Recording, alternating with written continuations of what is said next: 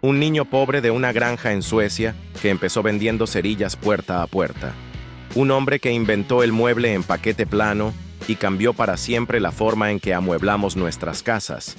Y un visionario que convirtió IKEA en un imperio global presente en millones de hogares. Esta es la increíble historia de Ingvar Kamprad.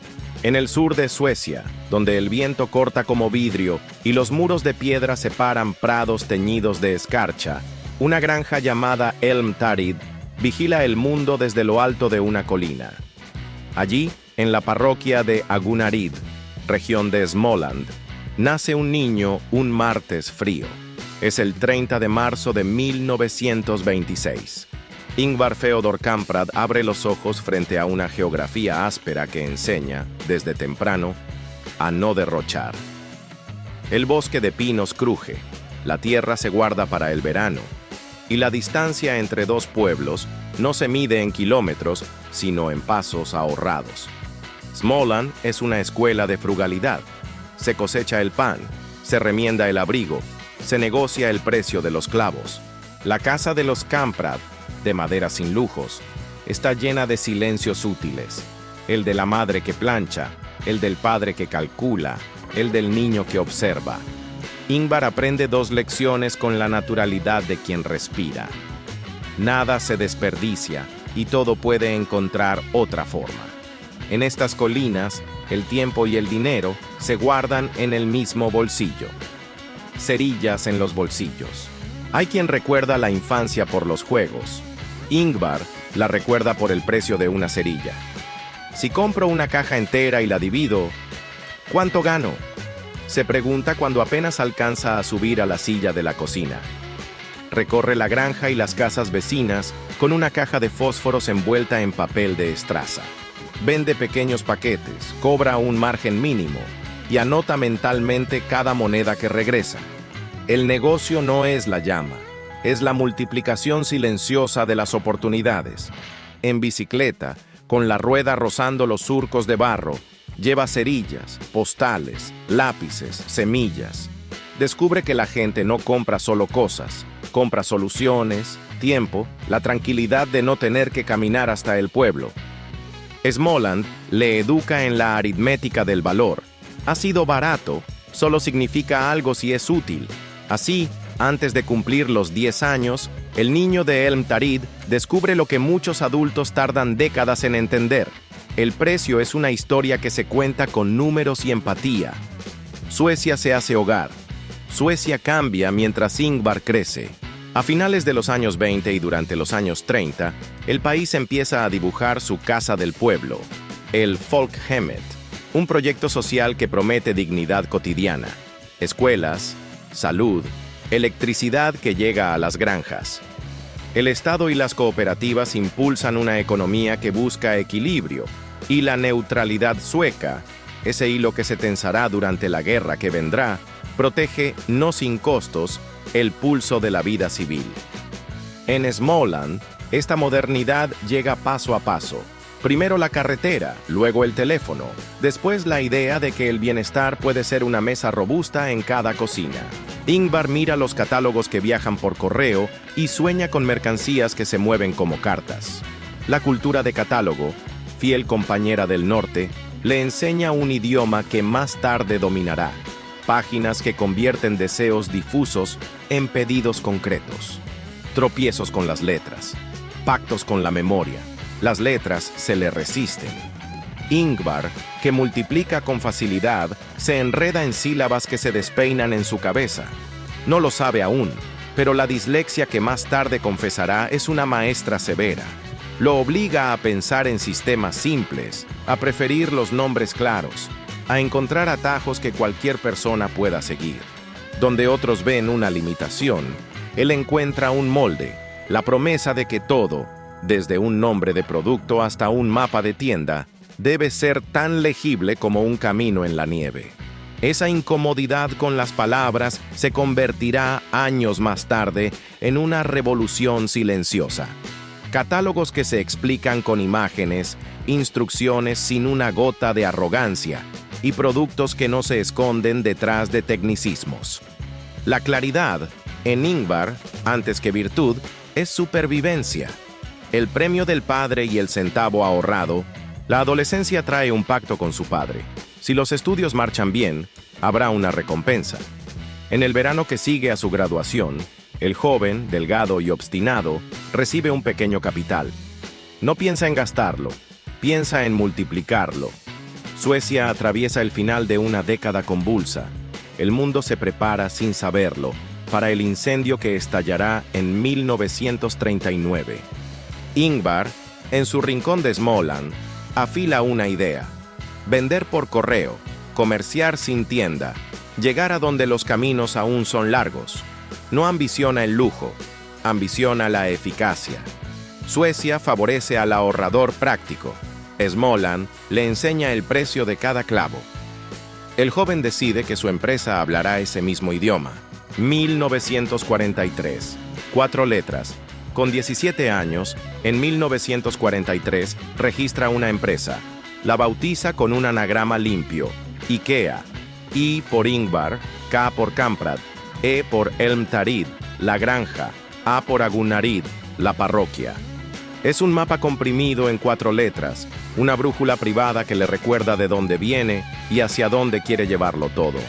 IKEA nace por correo: plumas estilográficas, billeteras, marcos, pequeños objetos que caben en un sobre y en un presupuesto modesto.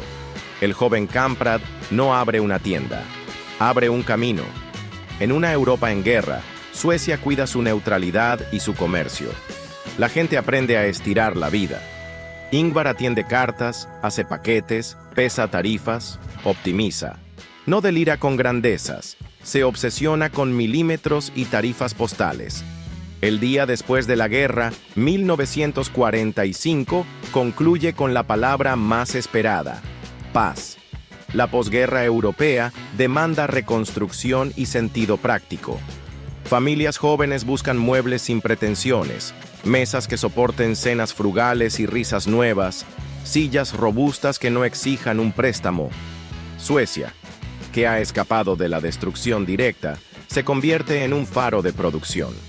Ingvar observa la ola. ¿Y si, además de bolígrafos y carteras, envío muebles? ¿Y si la mesa también puede viajar por correo? En 1948, IKEA empieza a ofrecer mobiliario de fabricantes locales, tímidamente. La respuesta es rápida. La gente quiere precio y honestidad. No lujo, no fachada. Madera que aguante, diseño que no intimide. La mesa, de pronto, deja de ser un mueble y se convierte en un manifiesto. El catálogo como teatro 1951. En la mesa de su oficina, que es al mismo tiempo cocina, sala y almacén, Ingvar despliega las primeras páginas del catálogo de IKEA. No es solo una lista, es una escena, una conversación con la casa sueca. Las fotografías no posan, hablan. El texto no presume, explica. El catálogo viaja por correo como quien lleva buenas noticias. Ingvar entiende algo elemental. Antes de vender muebles hay que vender confianza. El catálogo promete transparencia, precios comparados, medidas claras, materiales sin maquillaje, y convierte la experiencia de compra en un ritual íntimo. Se hojea, se sueña, se decide. En cada página late Småland: no te vamos a engañar, y si podemos te haremos ahorrar. Almhult abre sus puertas, 1953. Para quienes recelan de comprar sin tocar, Ingvar improvisa un auditorio de madera, un showroom en Älmhult. Es un gesto casi teatral, una invitación a que la gente entre, se siente, abra cajones, empuje una silla, huela la resina. La tienda aún no es una tienda, es un laboratorio para disipar sospechas. Familias llegan en fin de semana con los niños corriendo entre mesas. La escena, que hoy nos parecería obvia, era una herejía en su tiempo. Prueba antes de comprar. Ingvar escucha, toma notas, baja precios cuando puede, simplifica cuando hace falta. El catálogo y el showroom se alimentan como dos pulmones. El cartel invisible. Con los precios bajos llegan las sombras, La industria sueca del mueble, protegida por acuerdos no escritos y algunos muy escritos, ve en IKEA una amenaza. Los distribuidores tradicionales y asociaciones sectoriales levantan un muro, presionan a fabricantes para que dejen de venderle a Kamprad. Nace una palabra que marcará años de combate: boicot. Ingvar, acostumbrado a negociar con el hielo y la piedra, no retrocede. Publica comparativas de precios, desafía el status quo, se gana enemigos que hablan el idioma de las sobremesas largas y los apretones de manos discretos. El joven de Småland está rompiendo un club. Los socios no sonríen. La mesa que no cabe en el coche. La escena es legendaria. 1956. Un empleado, el diseñador Gillis Lundgren, intenta meter una mesa en un automóvil y las patas se resisten como ramas viejas. ¿Y si se las quitamos?, propone. Las desenrosca, la mesa entra y la evidencia es como una bengala en la noche. El volumen es dinero. El aire cuesta. La mitad de la batalla del precio se libra contra el espacio. Ingvar entiende que el paquete es un diseño. No se trata solo de hacer muebles más baratos. Se trata de hacer muebles que quieran viajar. Nace la idea del flat pack, el paquete plano. De pronto, la logística y el diseño se casan. La mesa deja de ser un objeto estático y se convierte en una historia. Nace en una fábrica, viaja en un camión con lugar para el doble de carga. Se apila como libros, llega a casa, se arma con una llave y una promesa. Has pagado menos porque has hecho tu parte. Instrucciones sin soberbia. Ingvar piensa en su propia batalla con las letras. ¿Y si las instrucciones hablaran sin humillar? ¿Y si cualquiera pudiera armar un mueble sin leer un catecismo técnico? Los manuales se diseñan como cómics sin chistes, dibujos limpios, pasos numerados, un pequeño tío sonriente que señala tornillos. La democratización del diseño no ocurre en un museo. Ocurre en el salón de una familia que por primera vez arma su mesa una tarde de sábado.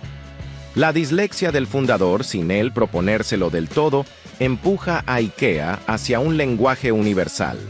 Un mueble bien diseñado se explica a sí mismo. Donde antes había barreras, ahora hay llaves Allen y paciencia compartida. Nombres que se leen como mapas.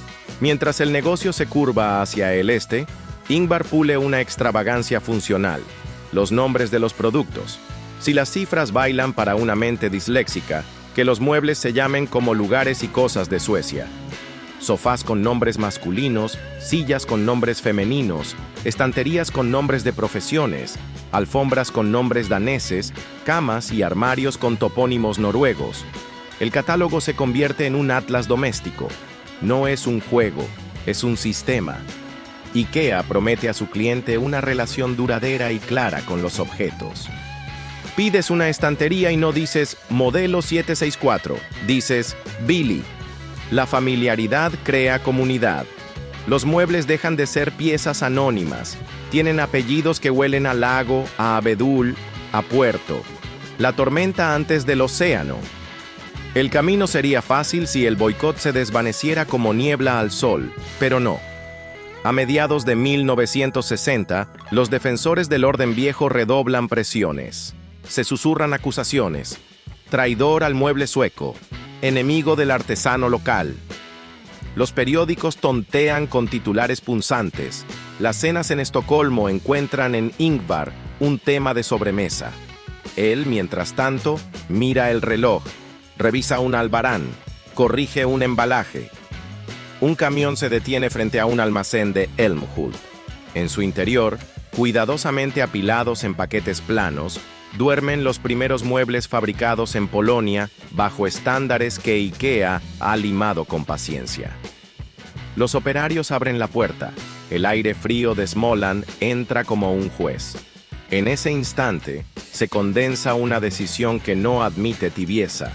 Seguir adelante aunque el mundo te acuse de cruzar líneas. La pregunta no es si el precio bajará. La pregunta es qué precio pagará él. Porque más allá del boicot y de la logística, más allá de la madera y del tornillo, hay otra tormenta en el horizonte, una que no se mide con aranceles ni márgenes. decisiones pasadas que algún día pedirán explicación y una ambición que empujará a IKEA a cruzar mares, países y décadas. El motor del camión se apaga. La cámara sube. Ingvar Kamprad, con las manos en los bolsillos, mira el cargamento como quien observa el comienzo de una era, sin saber que el costo de abrir esa puerta no se pagará en coronas, sino en biografías. Ingvar Kamprad, el imperio de la sencillez. Puentes de madera entre dos mundos. A comienzos de los años 60, mientras Europa se reparte entre capitalismo y socialismo, Ingvar Kamprad levanta su propia bandera, el pragmatismo. El boicot de la industria sueca lo expulsa del mercado local, pero lejos de rendirse, mira hacia el este. En Polonia, un país detrás del telón de acero, encuentra lo que necesita: fábricas dispuestas a trabajar, obreros con talento y madera abundante.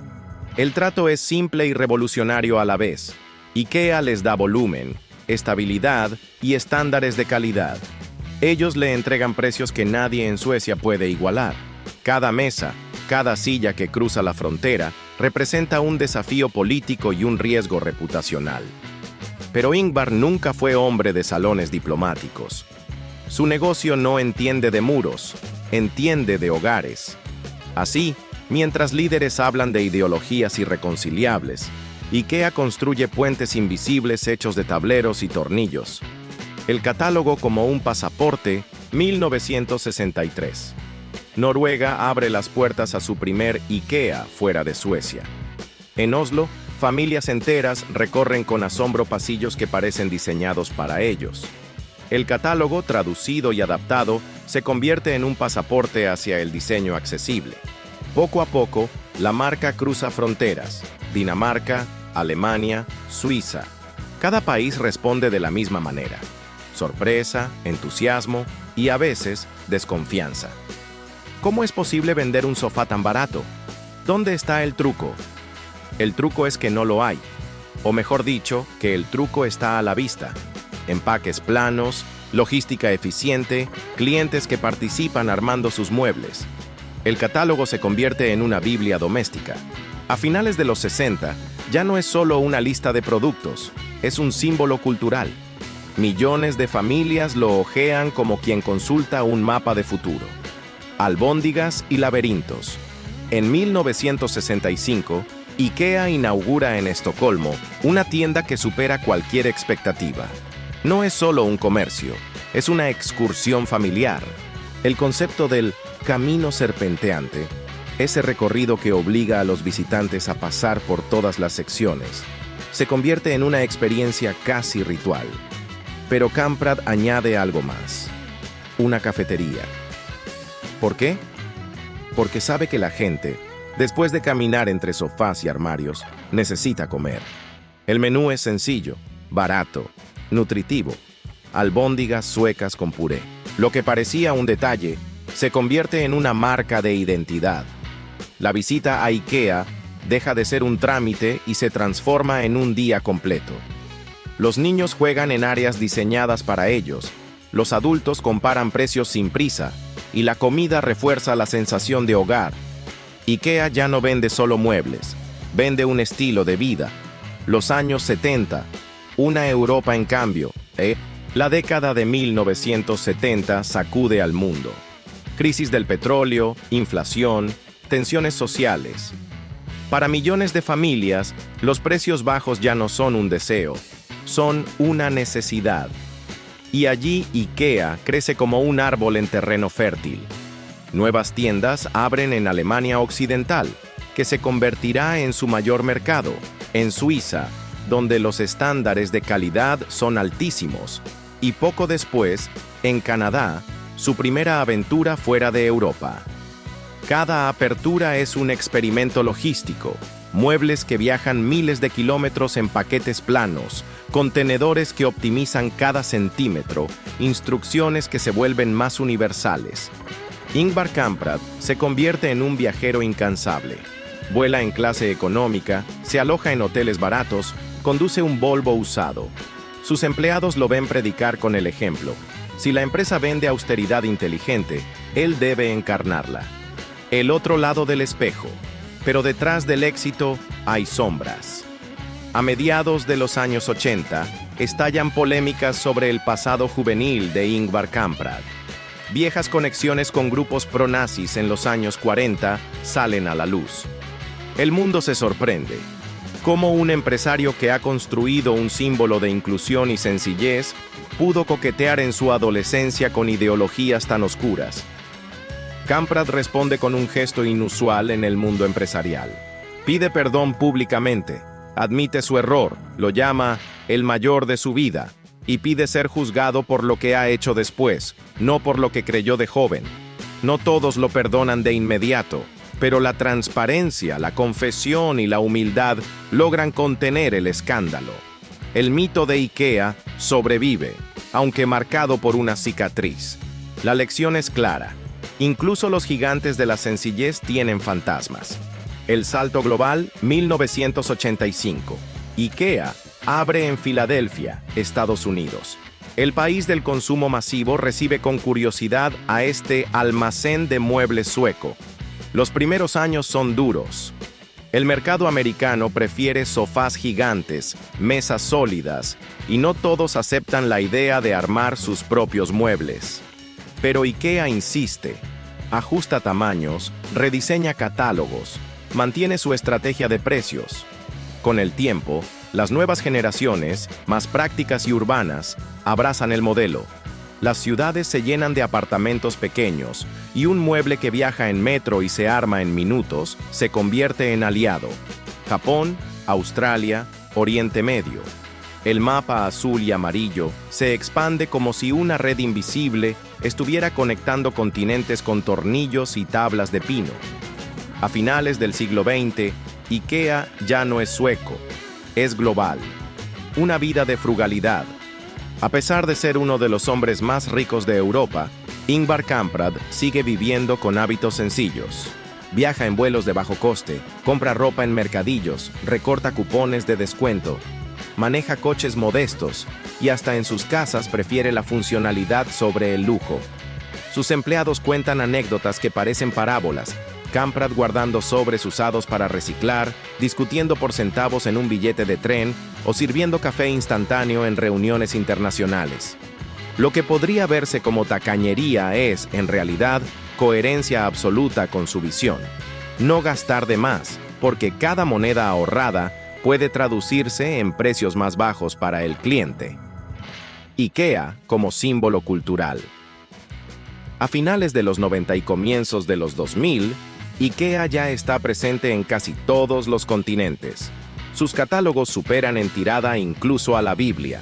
Sus tiendas se convierten en destino turístico, parejas que pasean entre salones ficticios, estudiantes que encuentran su primera mesa de estudio, familias migrantes que amueblan su nuevo hogar con precios accesibles.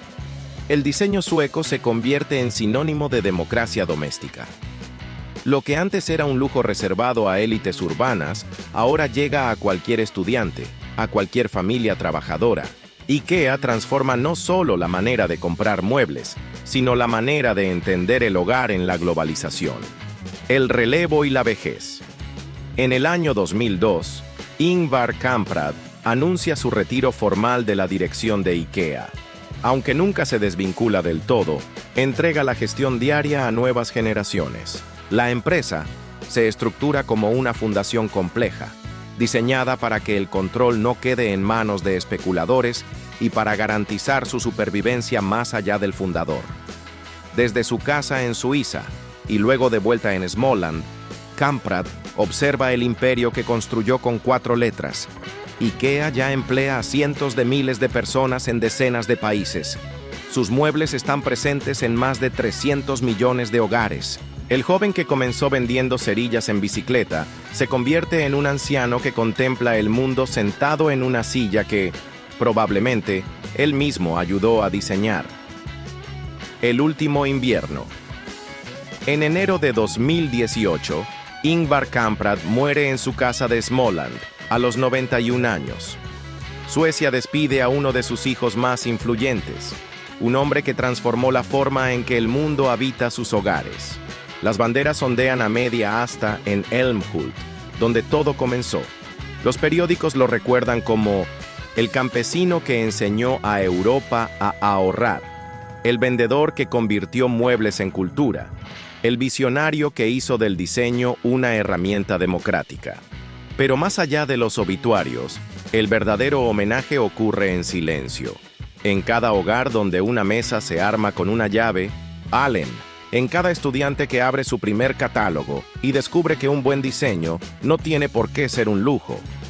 Epílogo. El legado del bosque Ingvar Kamprad no inventó la madera, ni el tornillo, ni la mesa. Lo que inventó fue un lenguaje nuevo, el de la sencillez convertida en imperio. Desde las colinas pobres de Småland hasta los rascacielos de Shanghái, su idea viajó como una semilla. Hazlo barato, hazlo práctico, hazlo para todos. Su vida no estuvo libre de sombras, el coqueteo juvenil con ideas totalitarias, el dolor del boicot, las críticas por la producción en países de bajos costos. Pero el balance, al final, se mide en millones de hogares que encontraron en IKEA no solo muebles, sino un sentido de dignidad asequible. Kamprad enseñó al mundo que el lujo verdadero no está en gastar más, sino en poder elegir, y que un imperio puede construirse no con mármol ni con oro, sino con pino, ingenio y la convicción de que cada persona merece una silla donde sentarse y un hogar donde vivir. Una llave Allen descansa sobre una mesa de pino. La cámara asciende lentamente hasta ver un salón lleno de vida. Niños que juegan, padres que conversan, un televisor encendido. Todo el mobiliario es IKEA. La voz del narrador se desvanece. De un niño que vendía cerillas en Småland a un hombre que amuebló el planeta. Ingvar Kamprad dejó un legado sencillo, como él, hacer de cada casa un hogar. Y así de un niño que vendía cerillas en las colinas de Småland, se convirtió en un hombre que enseñó al mundo que el diseño puede ser democrático, simple y accesible. Ingvar Kamprad nos deja una lección clara. La grandeza no se mide por lo que acumulas, sino por lo que creas y compartes. Si esta historia te inspiró, no olvides suscribirte y activar la campana para seguir aprendiendo de los verdaderos maestros del dinero. Porque aquí, en Mentores del Dinero, cada historia tiene el poder de cambiar tu manera de pensar y actuar.